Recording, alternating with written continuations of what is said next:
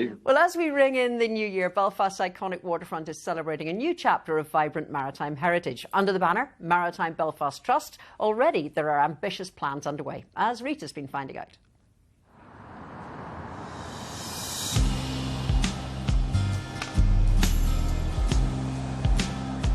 An unrivalled maritime history. Soaring steel cranes over Belfast shipyard, a proud reminder of a city with a world-class tradition.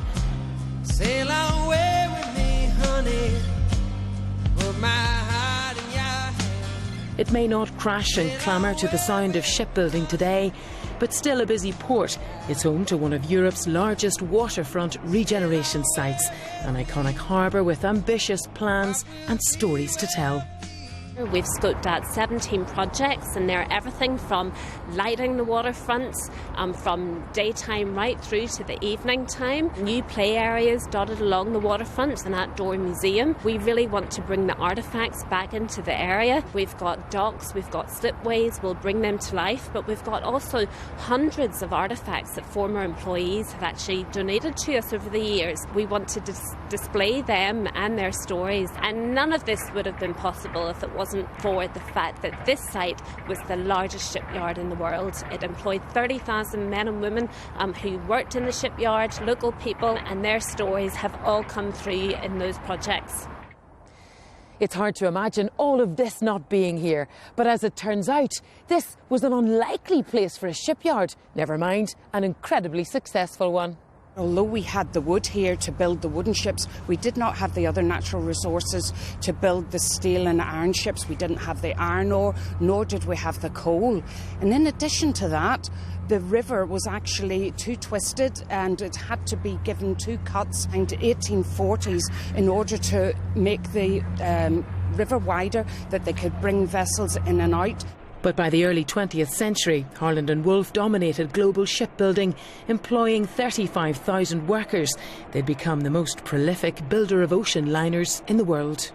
I'm very proud to say that both my grandfathers worked in this shipyard. One was a shipwright, the other was a joiner who actually worked on Titanic's construction. It was said by my mother and brother he never wanted to talk about Titanic. It was nearly like a taboo subject. It was the loss of life and everything that went with it. It just seemed to hit the workers very hard. But Harland and Wolff weren't the only shipbuilders here. At their peak, Workman Clark had some 12,000 employees making vessels. And now, with plaques like this along the Maritime Trail, everyone gets to see their story. It's 1 mile long, but it connects 10 kilometres of waterfront, from Sailortown to Titanic Quarter, city centre to harbour, capturing our maritime heritage. But it's also playing an important role in our COVID journey too.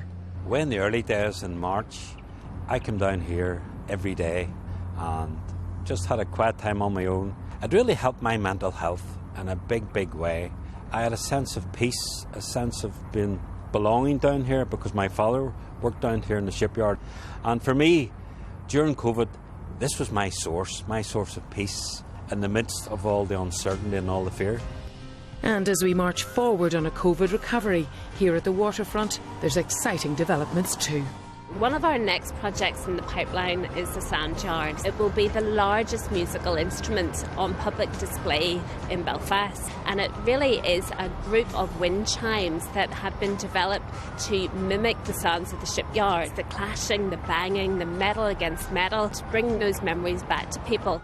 The transformation of this area has been amazing over the years, and for me it's also about bringing people into this area. I've met people from New Zealand, met people from Australia. It's great for Belfast because it has brought this place back to life.